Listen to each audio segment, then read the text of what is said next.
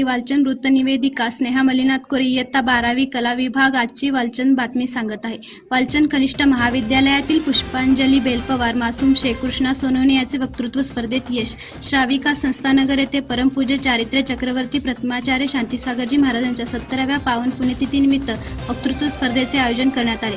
यामध्ये खुल्या गटातील वक्तृत्व स्पर्धेत वाचन कनिष्ठ महाविद्यालयातील इयत्ता 12वी कला शाखेतील कुमारी पुष्पांजली सुनील बेलपवार हिने प्रथम क्रमांकाचे ₹1001 रोख स्मृतिचिन्ह व प्रमाणपत्र असे पारितोषिक प्राप्त केले। तसेच खुल्या गटातील उत्तेजनार्थ दोन्ही पारितोषिके इयत्ता 11वी विज्ञान शाखेतील कुमारी मासूम मखतूम शेख व चिरंजीव कृष्णा कामाजी सोनवणे या दोघा विद्यार्थ्यांनी प्राप्त केली।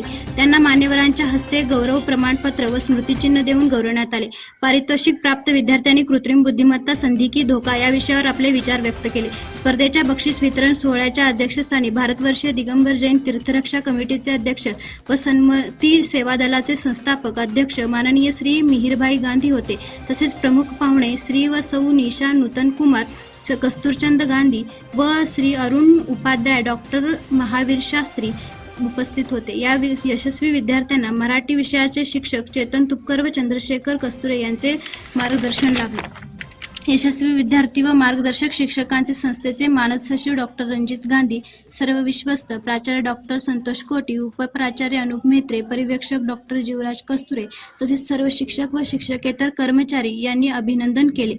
अशाच वाचन बातम्यांच्या अपडेट्ससाठी आमच्या चॅनलला लाईक व सबस्क्राईब करा।